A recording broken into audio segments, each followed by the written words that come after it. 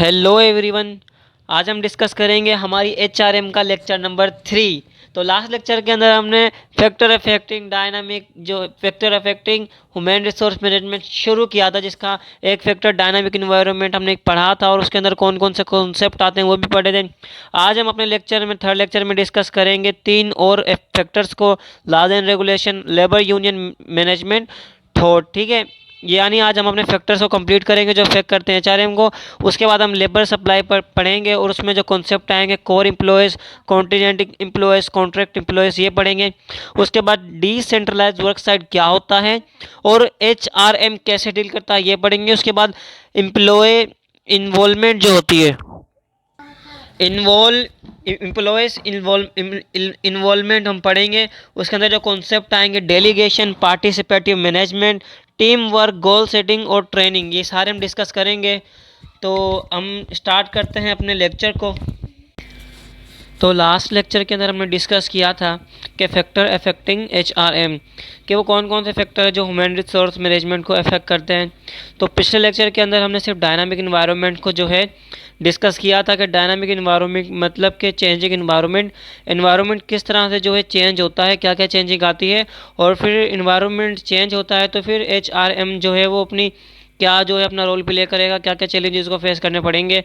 तो ये last lecture में डायनामिक जो है इन्वायरमेंट डिस्कस किया था, जिसके अंदर हमने कुछ ये कॉन्सेप्ट जिस तरह ग्लोबलाइजेशन को भी डिस्कस किया था, technology, changing skill requirement, continuous improvement, work diversity और डिसेंट्रलाइज वर्क साइट, टीम, ये सब हमने जो है लास्ट लेक्चर में डिस्कस किया था।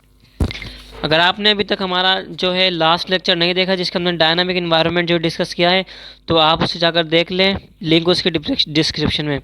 डायनामिक इन्वायरमेंट हमने लास्ट लेक्चर में डिस्कस किया था। आज हम डिस्कस करेंगे कि loss and regulations, labour union management through out.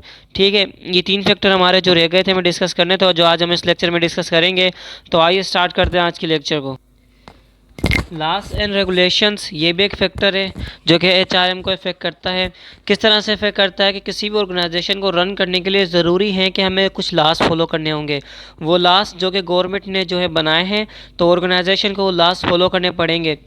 ठीक है, legislation has an innermost effect on HRM.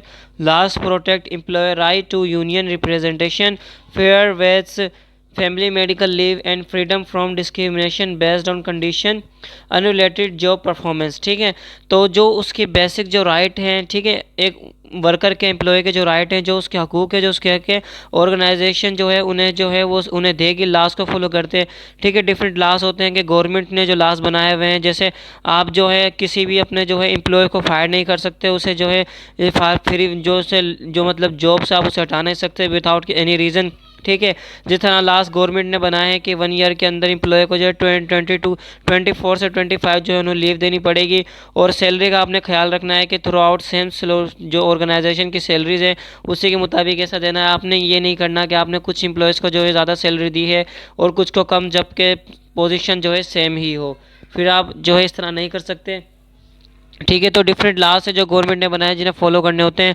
ठीक है, मेडिकल लॉ होता है एम्प्लॉय का जो होता है। ठीक है, और उनसे परफॉर्मेंस जो उनकी होगी, डिस्क्रिमिनेशन कोई नहीं किया जाएगा, मतलब कोई फ़र्क नहीं किया जाएगा उनसे बिहेवियर में, उनसे सैलरी में, उनकी पोजीशन में, उनकी प्रमोशन में, उनकी ग्रोथ में फ़र्क नहीं किया जाएगा कि किसी एम्प्लॉय को आप जो है ज़्यादा आप जो है ज़्यादा मतलब उसको जो है मतलब उसकी ग्रोथ भी कर रहे हैं और मतलब उसकी जो है सैलरी भी उसको इंक्रीज़ आप कर रहे हैं, प्रमोशन दे रहे हैं, जबकि दूसरों के साथ ऐसा नहीं कर रहे हैं। तो इस तरह के लॉज जो है फॉलो करने होते हैं ऑर्गेनाइजेशन को, जो कि गवर्नमेंट बनाती है। लेबर यूनियन की बात करें तो यूनियन लेबर को हम कहते हैं कि union labour is intermediate layer between management and their workers.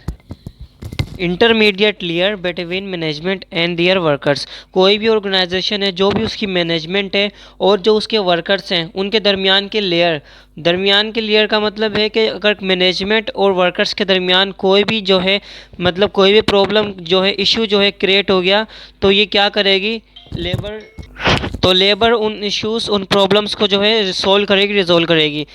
Labour union assist workers in dealing with company management. ठीक है, वो ये लेबर यूनियन क्या है, ये असिस्ट मदद करती है वर्कर्स को कि किस तरह से जो है कंपनी की मैनेजमेंट से डील करना है। Negotiate wages, hours and other terms of employment. ठीक है, एम्प्लॉयमेंट के लिए क्या क्या होता है, उसके जो है वर्क करने के कितने हावर्स हैं, उसकी जो है सैलरी क्या है, जो उसको डेली बेस पर मिल रही है। तो अगर उसमें जो है किसी भी टाइप की जो है प्रॉब्लम हो रही है तो वो कौन सोल्व करवाएगा, वो करवाएगी लेबर यूनियन। ठीक है, promote union labour union promote and foster a grievance जो है प्रोसीजर। ग्रोवेंस प्रोसीजर का मतलब ये होता है कि मैनेजमेंट और उनके वर्कर्स के दरमियान अगर कोई भी इश्यू हो गया है तो ये लेबर यूनियन जो है ये इसे थर्ड पार्टी कहते हैं, तो मीन्स के थर्ड पार्टी है जो कि उन प्रॉब्लम्स को सोल्व करवाएगी। ठीक है, और ये देखेगी कि उन प्रॉब्लम के लिए ऑर्गेनाइजेशन और वर्कर्स की म्यूचुअल थिंकिंग कहाँ पर जो है वो आ रही है, कहाँ पर जो है दोनों की जो है थिंकिंग म्यूचुअल हो जाएगी, सेम हो जाएगी, तो फिर वहाँ पर लाती है और जो उनके जो है प्रॉब्लम्स को सोल्व करवाती है। When a union is present employers can not fire workers for unjustified workers. ठीक है, मतलब कि और अगर किसी भी ऑर्गेनाइजेशन के अंदर लेबर यूनियन जो है वो मतलब एग्जिस्ट करती है तो वो ऑर्गेनाइजेशन वो मैनेजमेंट अपने वर्कर्स को विदाउट एनी रीज़न फायर नहीं कर सकती, जॉब से हटा नहीं सकती, उनकी सैलरी जो है वो मतलब कि उनकी सैलरी को जो है काट नहीं सकती या उन्हें सैलरी जो है कम नहीं कर सकती।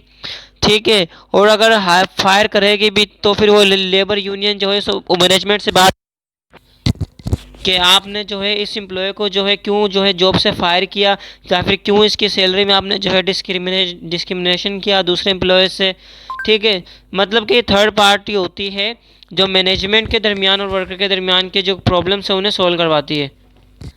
तो सिंपल लेबर यूनियन क्या है, लेबर यूनियन जो है वो इंटरमीडिएट लेयर है between management and their workers और मैनेजमेंट में के दरमियान जो भी इश्यूज़ होते हैं उन इश्यूज़ को जो है रिजोल्व करवाती है, और इसे थर्ड पार्टी भी कहते हैं। अब बात करते हैं कि मैनेजमेंट थॉट का मतलब ये होता है कि वो कौन कौन से मेथड्स हैं, वो कौन कौन से वेज हैं कि जिनके ज़रिए एचआरएम जो है वो प्रोमोट कर सकता है अपने एम्प्लॉयज़ को, या एचआरएम को ही जो है प्रोमोट किया जा सकता है। वो कौन कौन सी जो है थ्योरीज हैं कि जिनको अगर मैनेजमेंट फॉलो करे तो जो 100 ईयर ठीक है अगर वो करे तो उनके जो है वर्कर जो है बहुत ज़्यादा प्रोडक्टिव बन जाए, कॉम्पिटिटिव बन जाए, और उनके वर्कर जो है सक्सेसफुल हो जाए। वो कौन कौन सी थ्योरीज है कि जिनको अगर जो है मैनेजमेंट फॉलो करे तो मतलब कि उसके वर्कर ज़्यादा से ज़्यादा प्रोडक्टिव बन सके। ठीक है, और उन थ्योरी को किस तरह से अप्लाई करना है एचआरएम में, तो ये सारी जो है इनको हम कहते हैं कि ये मैनेजमेंट थॉट है। ठीक है, तो मैनेजमेंट थॉट का ये मतलब होता है कि वो कौन कौन से थ्योरीज हैं, कौन कौन से लाज हैं कि जिनको एचआरएम अप्लाई करे अपनी ऑर्गेनाइजेशन के अंदर, तो जो उसके जो वर्कर्स हैं वो ज़्यादा से ज़्यादा जो है प्रोडक्टिव बन सकें। तो इसके लिए हमारे पास जो है अलग अलग जो है लास हैं, अलग अलग थ्योरीज हैं जो अलग अलग जो है पर्सन ने जो है पेश की थी, मतलब दी थी। तो पहली जो थ्योरी थी वो दी थी फ्रेडरिक टेलर ने। ठीक है, इसे जो है फादर ऑफ जो है साइंटिफिक मैनेजमेंट भी जो है कहा जाता है। इसने ये कहा था to develop principles to enhance work productivity. उसने कहा था कि अगर आपको अपने एम्प्लॉयज़ को, अपने वर्कर को ज़्यादा से ज़्यादा प्रोडक्टिविटी बनाना है, उनको जो है ज़्यादा से ज़्यादा सक्सेसफुल बनाना है, अपने गोल को अचीव करना है, तो आप क्या करें, उन्हें इस तरीके से ट्रेन करें, उन तरीके से उन्हें मोटिवेट करें, ऐसा वे जो आप अपनाएं और उस वे के ज़रिए उन्हें मोटिवेट करें कि so that they can achieve highest performance to achieve the highest productivity from their workers. के आपके वर्कर जो हैं वो ज़्यादा से ज़्यादा आपको परफॉर्मेंस दें, तो आप अपने ऐसे प्रिंसिपल्स को अप्लाई करें और उस तरह से उन्हें ट्रेन करें। इसके बाद है ह्यूगो मस्टरबर्ग। ठीक है, इसने ये कहा था devised improvement to workers testing training evolution and efficiency. उसने भी यही कहा था कि अगर आपको अपने वर्कर्स को जो है ज़्यादा से ज़्यादा जो है आपने प्रोडक्टिविटी बनाना है तो सबसे पहले आप क्या करें, अपने वर्कर को टेस्ट करें। फिर आप टेस्ट करने के बाद आपको पता चल जाएगा कि उनके अंदर कहाँ कहाँ पर जो है डेफिशिएंसी है, मतलब उनको कौन कौन सा स्किल प्रोवाइड करने, फिर आप उनकी ट्रेनिंग करें, एवोल्यूशन करें। ठीक है, उनकी एफिशिएंसी को बढ़ाएं तो आपके वर्कर प्रोडक्टिव बन सकते हैं। इसके बाद है मैरी पार्कर ने ये कहा था कि under uneducated people oriented organisation. उसने ये कहा था कि आप अपने पीपल्स को जो है एक टीम बनाएं या ग्रुप बनाएं, फिर उसके बाद जो है अपने गोल को अचीव करें और उसके लिए फिर वर्क करें, तो आपके जो है वर्कर प्रोडक्टिविटी बन सकते हैं प्रोडक्टिव। मींस इसने कहा था कि आप जो है इंडिविजुअली काम ना लें, बल्कि अपने वर्कर्स को एज आ ग्रुप जो है बनाएं, टीम बनाएं, और फिर जो है उन्हें कोई भी जो है काम करने के लिए दें तो वो ज़्यादा प्रोडक्टिव बन सकते हैं। इसके बाद आती है एल्टन वेस की थ्योरी। उसने भी जो है उसकी जो है मैं स्टेटमेंट लिख रहा हूँ कि dynamics of informal work groups have bigger effect on worker than worker performance on individually performance. उसने भी यही कहा था कि ठीक है कि अगर आप पीपल्स को जो है अपने वर्कर को एज अ ग्रुप जो है उनसे काम लें तो वो ज़्यादा आपको इफेक्टिव जो है बनकर आएंगे, वो ज़्यादा आपको प्रोडक्टिविटी दे सकते हैं, मतलब ज़्यादा जो है आपके लिए वर्क कर सकते हैं। अगर आप इंडिविजुअली देंगे तो वो इतना इफेक्टिव नहीं होंगे जितना इफेक्टिव वो ग्रुप में काम करें तो होगा। उसने भी ये स्टेटमेंट दी थी। तो these are some theories that HRM apply to their workers to promote their workers. तो ये कुछ थ्योरीज हैं कि अगर इनको जो है मैनेजमेंट अप्लाई करे अपने वर्कर्स पर तो ज़्यादा से ज़्यादा प्रोडक्टिव बना सकती है एम्प्लॉयज़ को। तो these are some factors to affect HRM। तो यही कुछ फैक्टर थे जिन्हें हमने डिस्कस किया। तो हमने सारे के सारे फैक्टर डिस्कस कर लिया। डायनामिक इन्वायरमेंट जिसके लिंक डिस्क्रिप्शन में हमने पिछले लेक्चर में जो डिस्कस कर चुके हैं। Loss and regulation, labour unions, management through out, ये भी हमने डिस्कस कर लिए। तो ये फैक्टर थे जो हमने डिस्कस किए। हम चलते हैं नेक्स्ट टॉपिक की तरफ। ठीक है, अब टॉपिक है द लेबर सप्लाई। हमने शुरू में बात की थी कि HRM जो फंक्शन HRM डिपार्टमेंट होगा उसके फंक्शन में डिस्कस किए थे कि वो लेबर को हायर भी करेगा, उसके बाद उनको मोटिवेट करेगा और फिर उनसे जो है रिजल्ट लेगा, गोल अचीव करवाएगा। ठीक है, तो सबसे पहले क्या होता है, हायरिंग होती है। मतलब बाहर का जो आप पर्सनस होते हैं उन्हें अपने एम्प्लॉय बनाना। तो HR मैनेजर क्या करेगा कि वो अपनी ऑर्गेनाइजेशन को लेबर सप्लाई करेगा, लेबर मैनेज करके देगा। तो HR managers monitor the labour supply. HR manager क्या होगा कि लेबर को सप्लाई करके देगा ऑर्गेनाइजेशन को। Trend is right size fit company goes to worker number. ठीक है, जो भी ऑर्गेनाइजेशन का साइज होगा, ठीक है, तो कंपनी गोल्स को अचीव करने के लिए जो वर्कर कितने चाहिए वो सब करके देगा HR manager. For agility companies build a contingent workers of. ठीक है, अब कौन कौन से वर्कर्स होते हैं, कितने टाइप के वर्कर्स होते हैं कि कोई भी HR मैनेजर जो है हायर करके देगा अपनी ऑर्गेनाइजेशन को। पार्ट टाइम वर्कर पहले हमारे पास आता है, फिर आता है टेम्परेरी वर्कर्स, फिर आता है कॉन्ट्रैक्ट वर्कर्स। ठीक है, सबसे पहले होता है कोर एम्प्लॉयज़। ठीक है, ये एक तरह के जो है एम्प्लॉयज़ ही होते हैं जो कि कौन हायर कर देगा, HR मैनेजर ऑर्गेनाइजेशन को। कोर एम्प्लॉयज़ उन्हें कहा जाता है कि जो आपके फुल टाइम जो है एम्प्लॉयज़ हैं, मतलब जो आपके फुल टाइम जो है जितने भी मतलब उनकी ड्यूटी है, ठीक है, 8 आवर्स की एक दिन की जो कितनी भी ड्यूटी है वो कर रहे हैं, तो उसे हम कहते हैं फुल टाइम जो है एम्प्लॉयज़ होते हैं वो आपके ऑर्गेनाइजेशन के अंदर, उन्हें कहा जाता है कोर एम्प्लॉयज़। ठीक है, ठीक है। अब पहले क्या होता था कि मतलब जब ऑर्गेनाइजेशन पीक पे होती थी, मतलब उसके पास ज़्यादा काम होता था तो वो एम्प्लॉयज़ हायर करती थी, और किसी जो है प्रॉब्लम की वजह से अगर ऑर्गेनाइजेशन डाउन में चली गई, मतलब उनके पास काम की जो है कमी हो गई, तो वो क्या करती थी, उन एक्स्ट्रा एम्प्लॉयज़ को फायर कर देती थी, जो है निकाल देती थी। अब ऐसा नहीं होता। अब क्या होता है कि अगर ऑर्गेनाइजेशन पीक पर है तो अगर उसको और एम्प्लॉयज़ चाहिए हैं तो वो हायर करती है, लेकिन फुल टाइम एम्प्लॉय हायर नहीं करती, बल्कि टेम्परेरी करती है। ठीक है, फुल टाइम नहीं करती, पार्ट टाइम करती है कुछ वक्त के लिए। ठीक है, तो कॉन्टीजेंट वर्क एम्प्लॉयज़ किसे कहते हैं, an organisational part time employ population. एक ऑर्गेनाइजेशन के अंदर जो पार्ट टाइम एम्प्लॉय की पॉपुलेशन होती है ना, जो पार्ट टाइम होते हैं, फुल टाइम नहीं, पार्ट टाइम। ठीक है, पहले तो क्या होता था, अगर ऑर्गेनाइजेशन के पास ज़्यादा काम है तो क्या करती थी, वो फुल टाइम एम्प्लॉय को जो हायर करती थी उनसे काम लेती थी और फिर जो इन्होंने अचानक से निकाल देती थी। लेकिन अब नहीं होता। अब जब एम्प्लॉय आएगा तो उससे पहले बात की जाएगी कि आप इतने वक्त की जो है लिमिट के लिए आए हैं, उसके बाद आपको जो है फायर कर दिया जाएगा। तो ये पार्ट टाइम पॉपुलेशन उसे कहते हैं, आपके फुल टाइम नहीं होते। फिर होते हैं contractor workers, used by organisation to fill peak staffing needs और perform work unable to be done by care employees. ठीक है, अब आपको कोई ऐसा प्रोजेक्ट मिल गया है ठीक है जिसके लिए आपके पास वर्कर्स नहीं है, फिर आपको क्या करने पड़ेंगे, वर्कर्स हायर करने पड़ेंगे।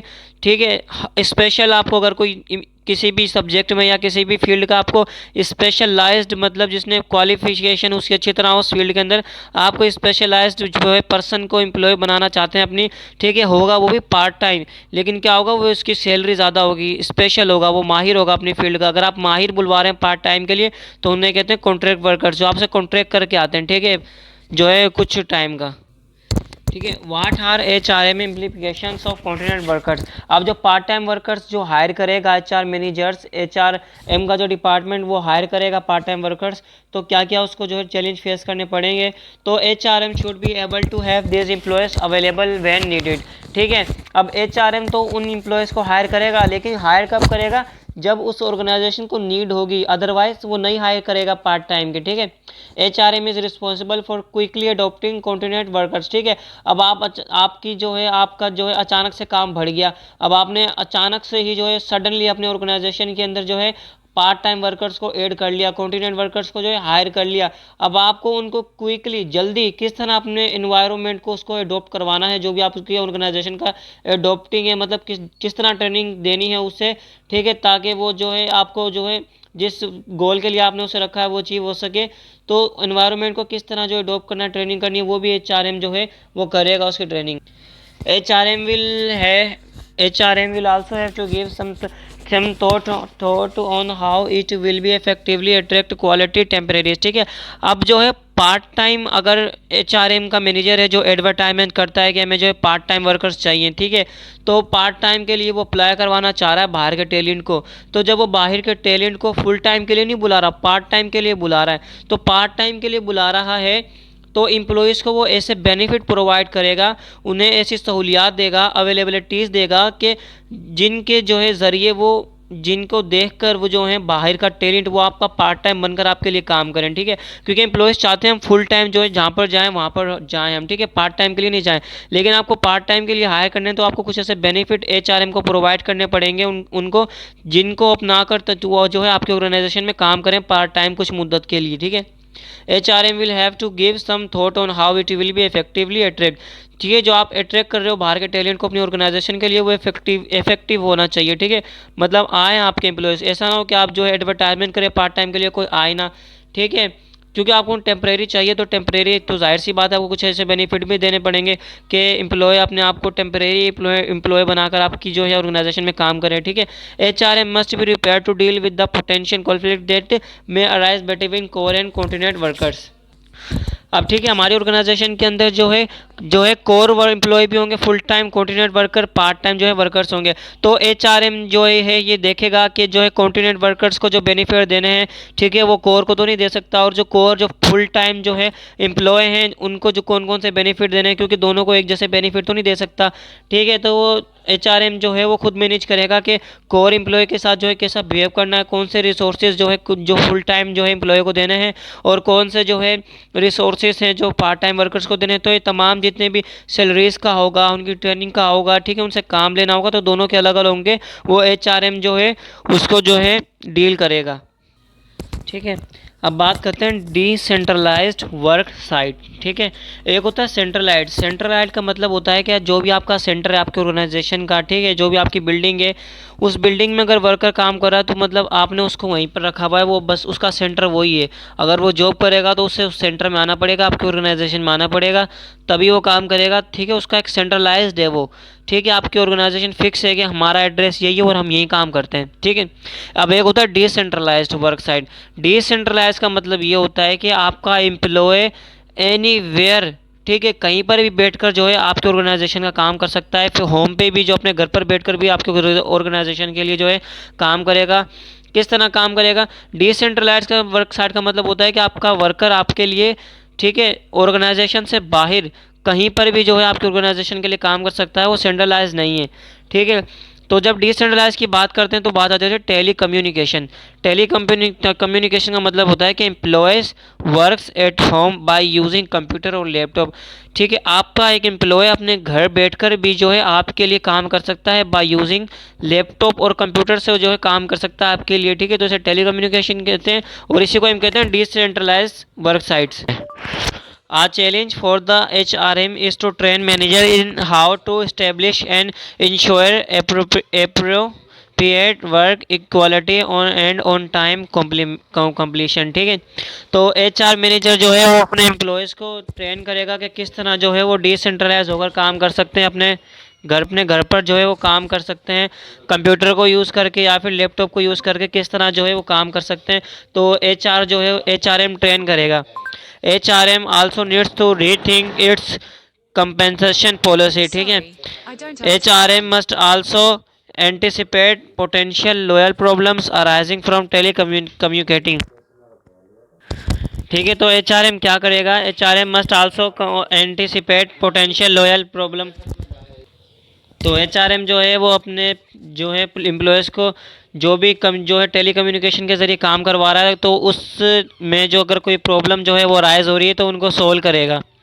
As the employees are full-time employees of the organization is also responsible ensure health and safety of the work site। ठीक है, तो HRM के जो वर्कर्स हैं जो है टेलीकम्युनिकेशन के ज़रिए डिसेंट्रलाइज होकर एनीवेयर अपने घर से काम कर रहे हैं, तो उनकी हेल्थ का भी जो है वो जो है HRM जो है उनकी हेल्थ का, उनकी सेफ्टी का भी जो है वो उनकी जो है हेल्थ से भी जो है डील करेगा, उनकी जो है सेफ्टी का भी जो है केयर करेगा, उनकी सेफ्टी की भी जो केयर करेगा, उनकी हेल्थ की भी जो केयर करेगा, क्योंकि वो उस ऑर्गेनाइजेशन के लिए काम कर रहे हैं। ठीक है, अब बात करते हैं एम्प्लॉयज़ इन्वॉल्वमेंट की। It's all about employ empowerment through involvement which increases workers productivity and loyalty. ठीक है, आप एम्प्लॉयज़ की जो है इन्वॉल्वमेंट को बढ़ा रहे हो। ठीक है, इन्वॉल्वमेंट का मतलब ये कि वो अपना ज़्यादा इंटरेस्ट के साथ, अपने ज़्यादा स्किल्स के साथ और ज़्यादा जो है वर्क करें आपकी और से ऑर्गेनाइजेशन के अंदर उस गोल को अचीव करने के लिए। तो किस तरह से जो है आप उनकी इन्वॉल्वमेंट को बढ़ा सकते हैं कि वो मतलब ज़्यादा अच्छे तरीके से काम करें जो है। ठीक है, तो आप किस तरह से बढ़ा सकते हैं, आप एम्पावरमेंट के ज़रिए से बढ़ा सकते हैं। एम्पावरमेंट का मतलब ये होता है कि आप अपने वर्कर्स को कोई भी पावर दें, कोई भी अथॉरिटी दें, तो इससे क्या होगा कि वो जो है अपने आप को उस ऑर्गेनाइजेशन का पार्ट समझेगा और ज़्यादा जो है इंटरेस्ट के साथ काम करेगा उस ऑर्गेनाइजेशन के लिए। ठीक है, तो एम्प्लॉय इन्वॉल्वमेंट कॉन्सेप्ट जब हम बात करते हैं कि किस तरह एम्प्लॉय इन्वॉल्वमेंट को बढ़ाया जा सकता है, अपनी एक्टिविटीज़ के अंदर इन्वॉल्व किया जा सकता है ज़्यादा से ज़्यादा, तो उसमें हमारे पास जो है 5 कॉन्सेप्ट आते हैं: delegation, participative management, work team, goal setting, employ training. ठीक है, सबसे पहला कॉन्सेप्ट है डेलीगेशन। डेलीगेशन का मतलब ये है कि आप अपने एम्प्लॉयज़ को जो है अथॉरिटी दे रहे हो किसी भी काम के लिए, पर्टिकुलर एक्टिविटी के लिए। ठीक है, उसको साइन कर रहे हो, तो उससे जाके आओगे उसकी इन्वॉल्वमेंट बढ़ जाएगी। ठीक है, तो डेलीगेशन का मतलब होता है कि you are assigning an authorisation some employees to make them productive. ठीक है, आप डेलीगेशन क्या करते हो, आप जो है कि अपने एम्प्लॉय को जो है कोई भी पर्टिकुलर एक्टिविटी के लिए आप उसे कह देते हो कि ठीक है आप इस एक्टिविटी के लीडर हो, आप इसको लीड करोगे। ठीक है, तो इससे क्या होगा, आप उसको साइन कर रहे हो उस एक्टिविटी के लिए, तो वो अपनी इन्वॉल्वमेंट को बढ़ा देगा। ठीक है, तो पार्टिसिपेटिव मैनेजमेंट का मतलब ये होता है कि आपकी कंपनी को अगर कोई भी डिसीजन लेना है, नया प्रोजेक्ट शुरू करना है या कोई भी डिसीजन, तो आप क्या करोगे, तमाम के तमाम जो आपके वो एम्प्लॉयज़ हैं, ठीक है, वो कम पोजीशन पर हैं या ज़्यादा पोजीशन पर रहेंगे, तो आपके जो हाई लेवल के एम्प्लॉयज़ हैं और जो लो लेवल के एम्प्लॉयज़ हैं उन सब का आप ग्रुप बनाओगे और फिर आप उन सबका सजेशन लेगो कि हमें इस गोल को अचीव करने के लिए क्या क्या प्लानिंग करनी है, और फिर सबका सजेशन लेने के बाद एक फाइनल डिसीजन लोगे कि इसके तहत हमें काम करना है। तो इससे हम कहते हैं कि आप जो है ग्रुप डिसीजन ले रहे हो। ठीक है, तो इसको कहते हैं पार्टिसिपेटिव मैनेजमेंट। आप तमाम एम्प्लॉयज़ को पार्टिसिपेट कराओ अपने उस ग्रुप के अंदर। ठीक है, कि किस तरह से जो है मैनेज करना है आगे वर्क को, किस तरह से गोल अचीव करना है, मतलब पार्टिसिपेट कराओ, चाहे वो हाई लेवल के एम्प्लॉयज़ हैं चाहे लो लेवल के एम्प्लॉयज़ हो, आप सबके सजेशन को देखें। ठीक है, तो उनसे क्या होगा, उनकी इन्वॉल्वमेंट बढ़ जाएगी, वो अपने आप को ऑर्गेनाइजेशन का एक पार्ट जो है वो समझेंगे इससे। ठीक है, वर्क टीम का मतलब ये होता है, गोल सेटिंग का मतलब ये होता है कि आप जो है अपने जो वर्कर्स हैं उनसे जो है ग्रुप बनाकर जो है काम लो। ठीक है, क्योंकि इंडिविजुअली जो है वो इतना अच्छा ज़्यादा परफॉर्मेंस नहीं कर पाएंगे, जब आप उनसे ग्रुप बनाकर जो है परफॉर्मेंस लेंगे तो वो ज़्यादा जो है प्रोडक्टिव बनेंगे आपके लिए। तो उनकी इन्वॉल्वमेंट को बढ़ाना है, उन ज़्यादा अच्छे तरीके से गोल अचीव उनसे करवाना है, तो आप क्या करें, उनसे जो है गोल करवाएं। ठीक है, उनको जो है उन्हें ग्रुप बनाकर जो है उनसे काम लें। ठीक है। और गोल सेटिंग का ये भी मतलब है, जब आप गोल अपना सेट कर रहे हैं तो आप क्या करें, उसका ग्रुप बनाएं, ग्रुप बनाकर तमाम एम्प्लॉय से फिर एक डिसीजन लें फाइनल। तो इससे क्या होगा, उनकी इन्वॉल्वमेंट बढ़ेगी। फिर हमारे पास एम्प्लॉयर ट्रेनिंग। एम्प्लॉयर ट्रेनिंग का मतलब ये है कि आप एम्प्लॉयर ट्रेनिंग का मतलब ये है कि you have to train your employees, motivate your employees, monitor your employees to make them productive. ठीक है, to increase their loyalty, to increase.